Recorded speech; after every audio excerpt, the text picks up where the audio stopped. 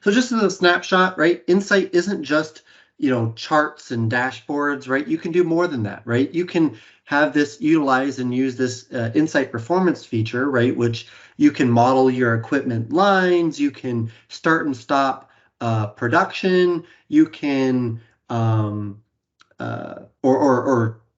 capture the start and stop of production, right? Because this is cloud, this is only read only.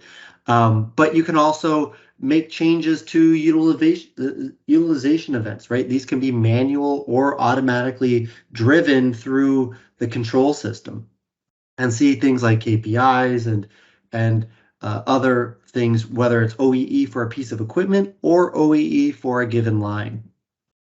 And then here we're managing, the current state of production based on, hey, where are we at, in actuality, and what was our ideal target when we started this production run?